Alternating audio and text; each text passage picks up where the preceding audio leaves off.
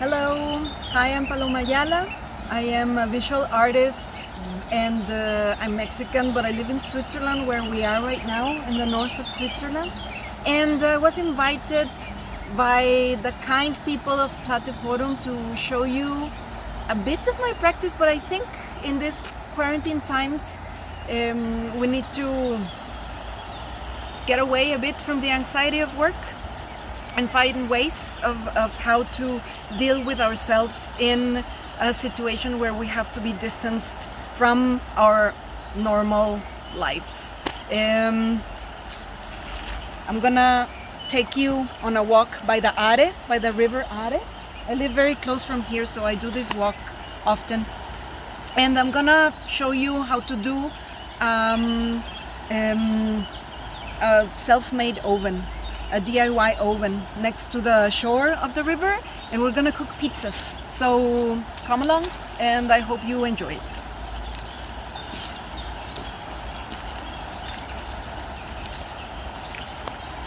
I'm really happy to be hosting this hour. I hope that I can make it entertaining and that you can get something useful out of what you're gonna see that I make. We're somewhere in the north of Switzerland. We're in the woods and we're walking towards a river right now. I just stopped here because I wanted to show you this plant. This plant is called Bärlauch in German language. It's wild garlic, basically. You can eat the leaves. Let's get some leaves too. And you can eat the flowers. They're really tasty. They are garlicky, oniony. They're also very aromatic. They're good, really good plants to try for our outdoors cooking. I thought that it would be very interesting for you, more than showing my artistic practice, showing you, well, more the surroundings where I move around and where I get inspired from, and also show you something practical in these times of quarantine and social distancing. Maybe we need to get some sun and we need to get some fresh air, and these are some ideas that will maybe motivate you to go outside and do stuff. So come on here. We're gonna walk. We're about to get to the river.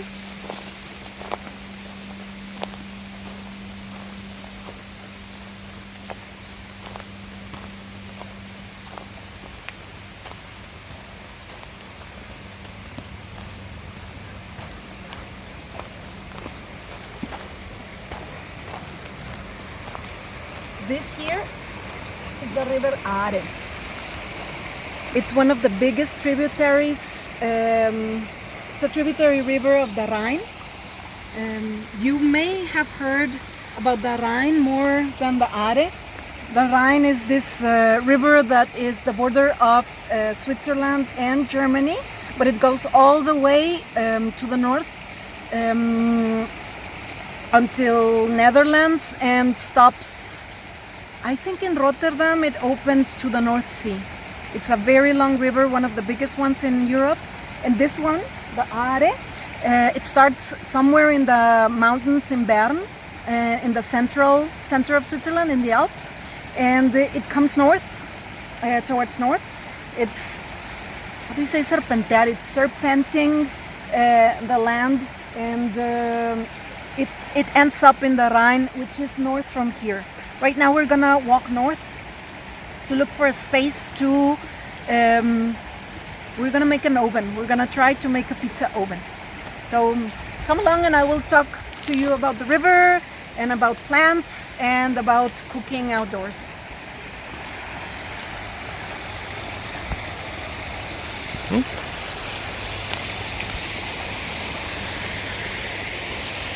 This is another interesting thing that we have found here. It's a type of clover, but it's also edible. Children like it very much here. We just asked about it. And it's so beautiful. Look, you can take the flowers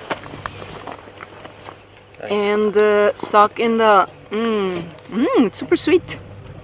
You can suck in the syrup that's inside.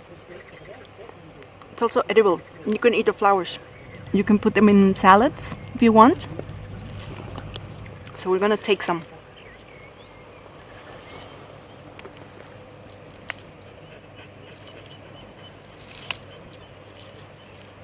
This right here, that's a Betsnau plant. It's a nuclear plant. It's the first one to have been constructed in Europe.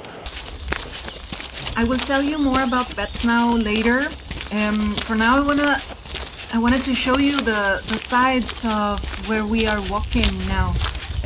So the river goes along spaces where, of course, humans live, towns, fields, nuclear plants like we just saw, scientific facilities, all sorts of kinds of stuff. This is raps. It's in Spanish we call it cártamo. I have to investigate it how to say it in English. It's a plant that is often found in the fields in this area. And I mean, it's a beautiful view when it's blooming, but the best part is that on the bottom side, the farmers are planting different other kinds of plants that go well together.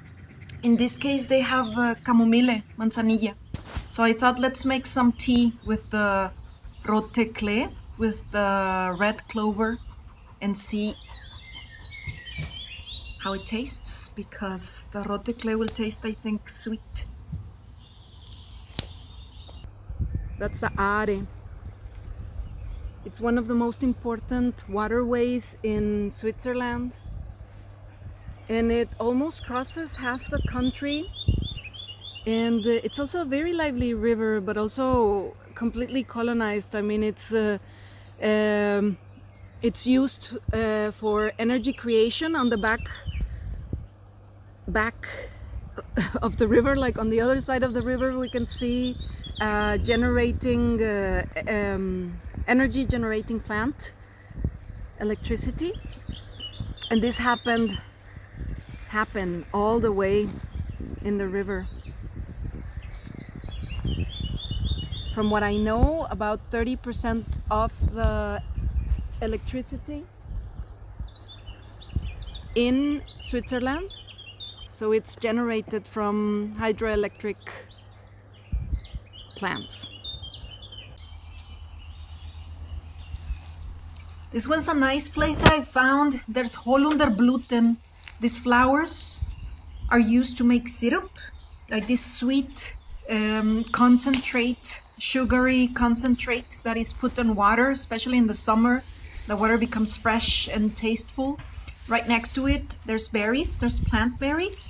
You can actually eat the leaves too. So whenever you want to make tea in the summer, you can just get some of those. And you can also use this plant, but you have to be careful. This one is brennesseln, it's nettles. So it stings like hell, but it's so good. People use it for tea, and they use it also to make soups, to put it in the risotto. It's lovely. And it's also full of iron.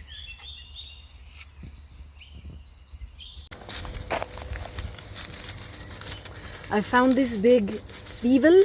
This is how they call them in German, Zwiebel. These big onions. They probably, I mean, these ones are more the kind that we eat. These ones are more like the wild ones. Look at the root. I just want to see if we can actually bring them into to eat right now.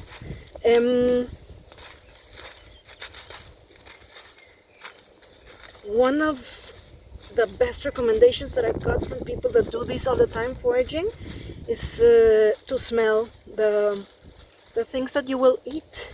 I mean, if you know that they smell oniony, or garlicky, you will have a better, how do you say it?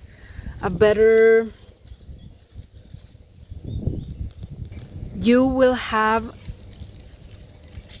a better chance to be eating something that will not make you sick.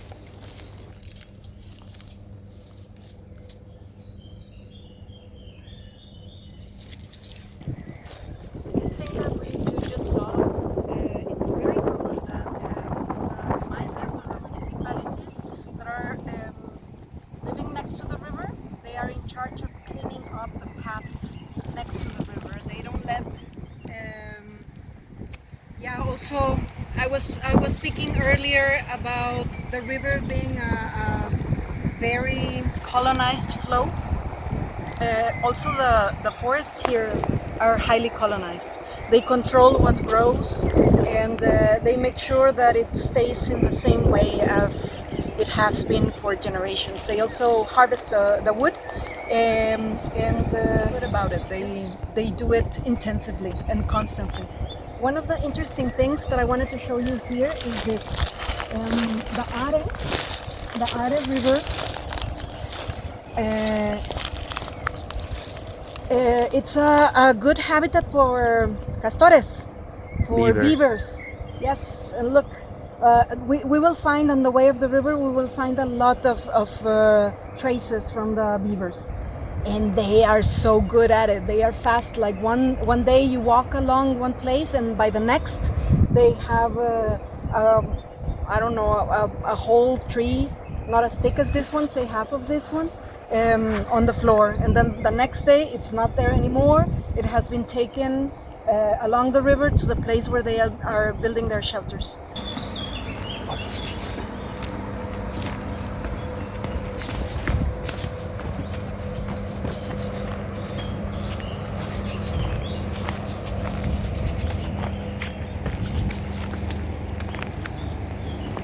We've been making ovens since the winter, since the quarantine started, and we thought that maybe we could do some construction with the river rocks, with the round river rocks and some of the sand that we still can find here.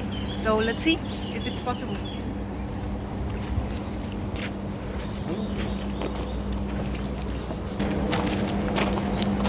Kind of looks like a good space around here. We can use these rocks that are already there, this formation, as the starting point of the oven. We need to construct walls, and we need to give enough space for the fire to burn. Find a way, maybe we will have to dig a hole or make sure that the oxygen is passing properly. And we have to make a ceiling for it. Maybe with branches, if we don't find enough rocks, but we will see. First, to make a hole in this ground, which is a sandy, soft ground, but it's full of rocks, so it's gonna be a bit annoying to make it. And this hole is going to be the base of the oven. We want to put some space under the oven to keep it warmer for longer. So we're going to make, say, a hole about 1 meter times 1 meter, more or less, and maybe 20 centimeters deep. So we are trying to make a hole for the oven because, well, maybe the physician can actually explain better. Physicist, sorry. Physician is... It's true. Yeah. Can you explain better, please? Explain what? For thermal isolation, exactly. It's better to have the oven covered on all sides, and it's a bit easier to dig than to raise higher the walls. And because this is all rocks, it will have good isolation. But we have to get dry rocks in here so that it's not wet when we put the fire. Now that we dig the hole, we're gonna put some rocks for thermal isolation. For thermal isolation on the bottom of the oven. Or insulation, I don't know. We are right next to the river.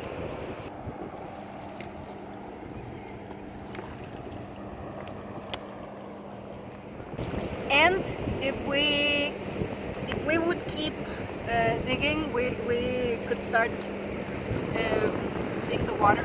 So we don't want to really dig very deep. And we want to use the rocks that are here. The idea is to use whatever there is around us. So let's start building the wall. And for the wall, we thought that we would use some of these logs here. Come on. These logs are floating on the river, so they are pretty wet. They will never burn. So we're gonna make use of these kinds of logs and rocks and maybe some sand and mud.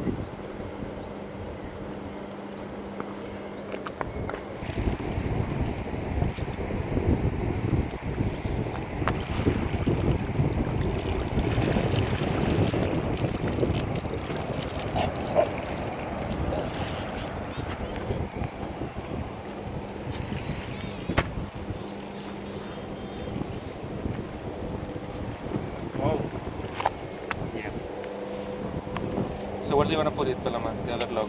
I can move some stones. Yes, we just have to figure it out. We're thinking that to cover the oven, we're gonna use some leaves, just branches with a lot of leaves, with a lot of greenery. So Sebastian is cutting branches there. We're gonna need a lot to cover it, to keep it warm.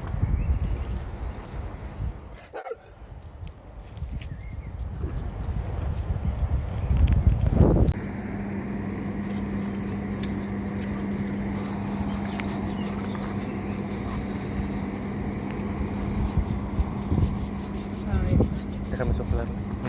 No. This is really unstable, so, as I said before. So now we have half of the thing constructed. We already have walls. We're making a ceiling right now, and we're using wet driftwood from the river. It's a bit unstable, honestly said. So we hope it just doesn't collapse on the pizzas, but we will do our best.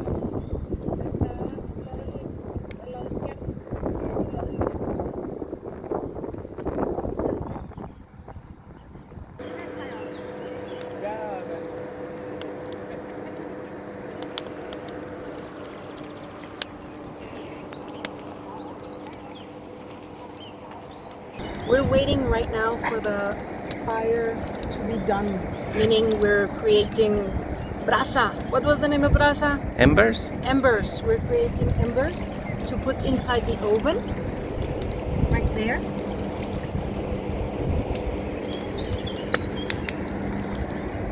While we wait, I wanted to tell you a bit about the river, or the little things that I have learned over time, just by living very close to it, by walking along the river often, and how I have seen that this river, which as I was saying earlier, is one of the big tributaries of the Rhine River, which is one of the longest of Europe.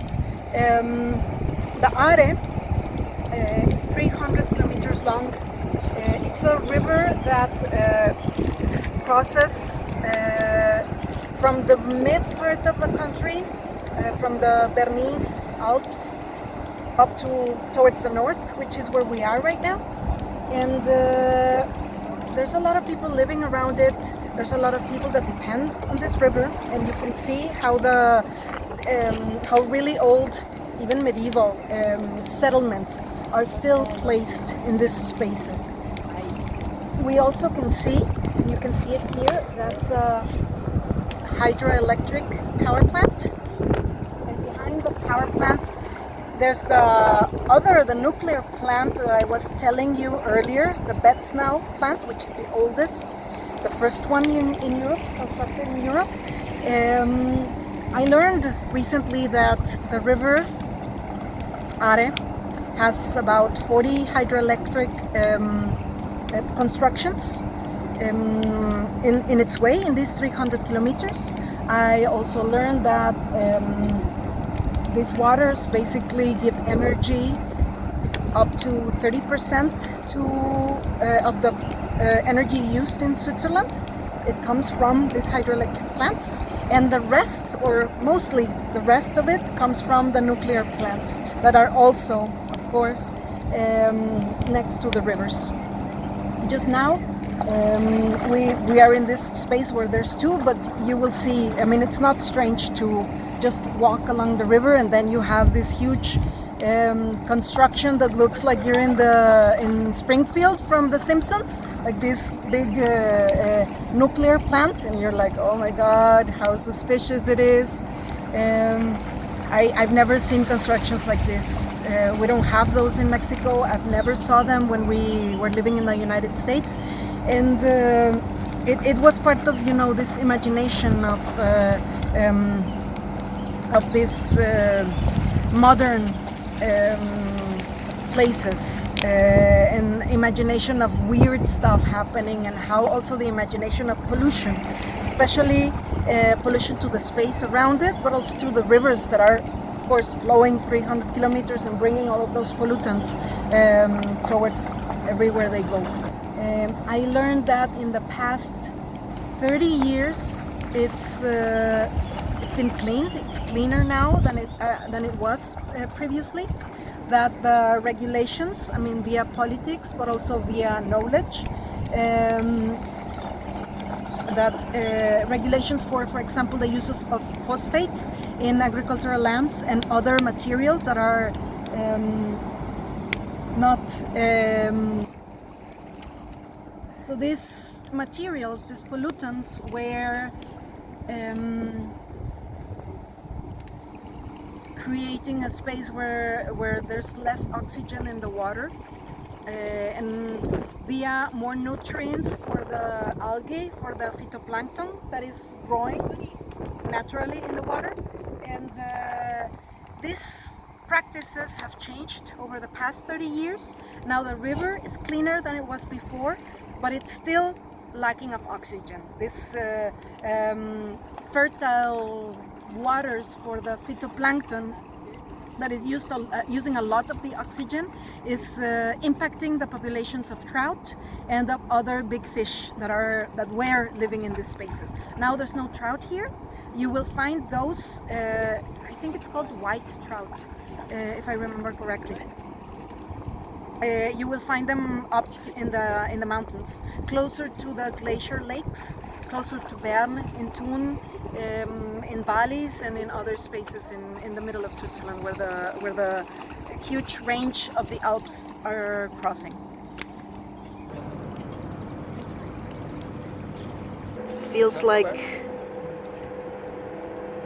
the oven is almost ready.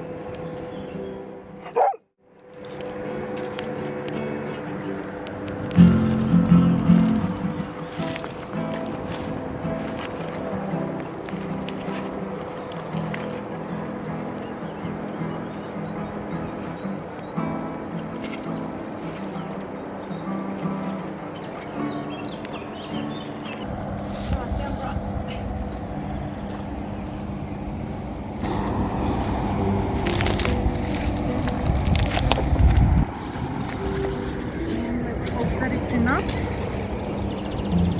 to keep the heat in that space. It's quite big.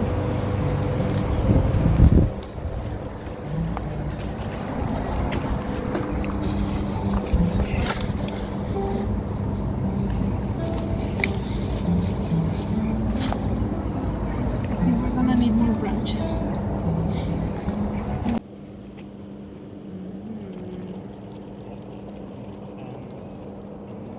We're gonna start cooking now. We brought ingredients from home. These are the very typical ingredients of pizza that you will find anywhere all around the internet. You will see some of the tools that we will use. It's super basic, so whatever you have at home, it's gonna be useful. Try to bring things that are not very heavy. This is always helpful whenever you go out for a hike, for a walk.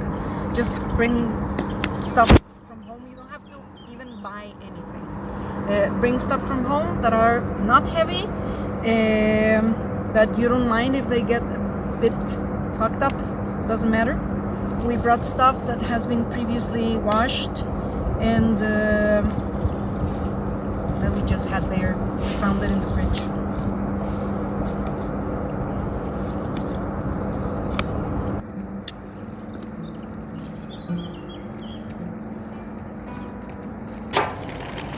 We're gonna start making the pizza as best as we can. We've got the ingredients here. As you can see, we're gonna use some of the flowers from the Bärlauch or wild garlic that we picked earlier today. We previously prepared dough. It's been fermenting for about something like 5 hours or 6 hours. It's quite soft. It's a bit sticky. It shouldn't be that sticky. I would recommend that you bring some flour maybe or cornstarch or something like this. It shouldn't be that difficult to stretch. Just try to make it as best as you can with your hands. Stretch the dough as much as you can. Make it thin, because especially if it's the first time that you make an oven, try to make it thin. And later you can try to experiment with thicker doughs. But I would recommend that because it cooks faster. The bread cooks faster when it's thin. The first pizza is going to be, Sebastian, what's the name of a pizza without cheese? Marinara. We're gonna make a marinara for my vegan son, for Sebastian.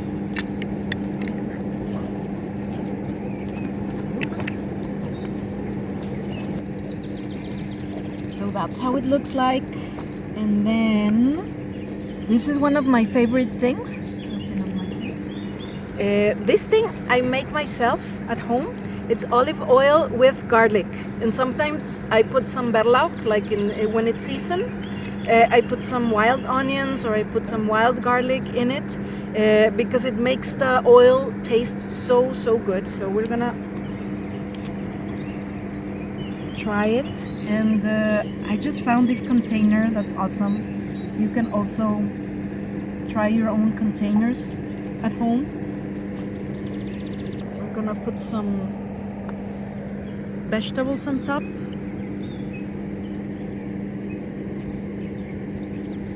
Whatever you like.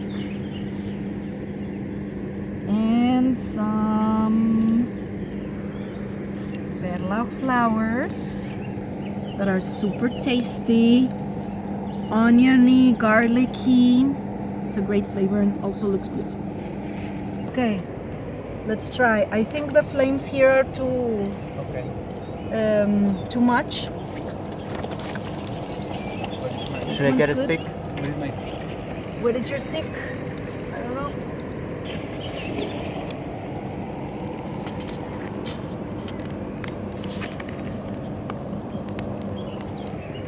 The door of the oven.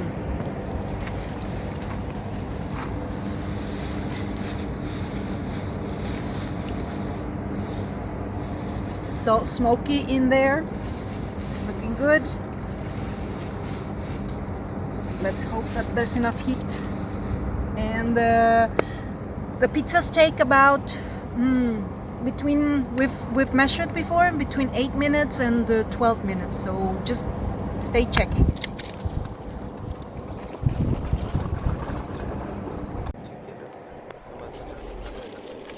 While we wait for the pizza to be done.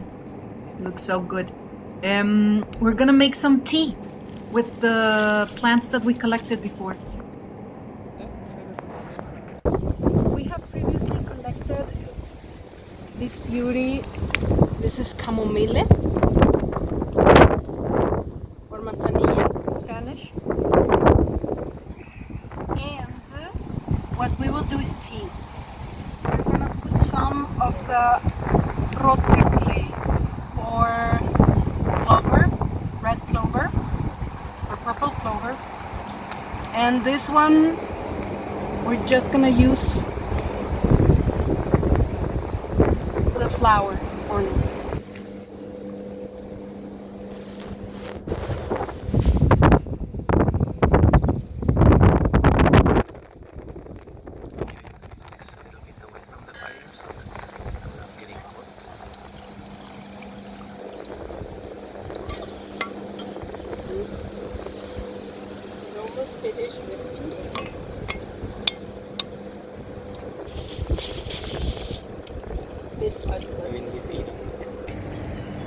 So Sebastian had the idea to place some rocks on top of the branches to try to isolate better the ceiling, and it seems that it's working. It seems that the structure is supporting it. That was the only fear, that it was gonna just collapse.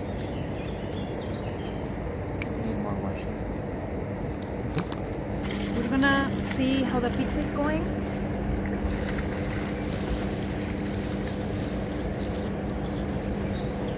I'm gonna use this tool.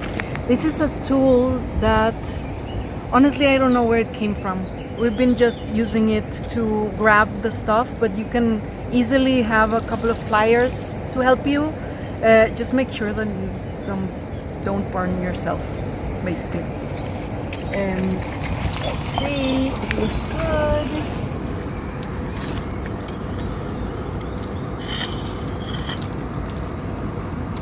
Tan-ta-dan!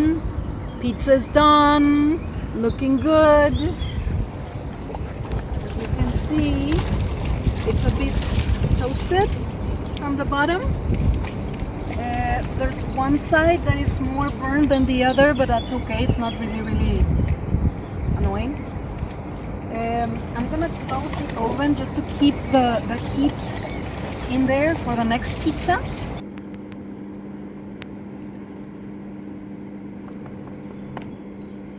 The pizza is looking very good. It looks crunchy, it's easy to cut.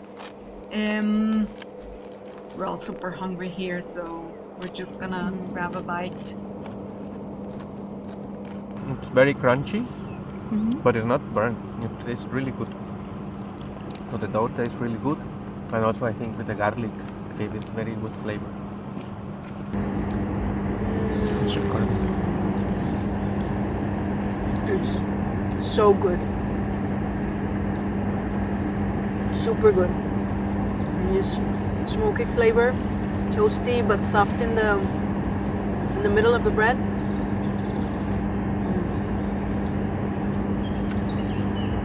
Thank you for watching. Ya comemos, ¿no?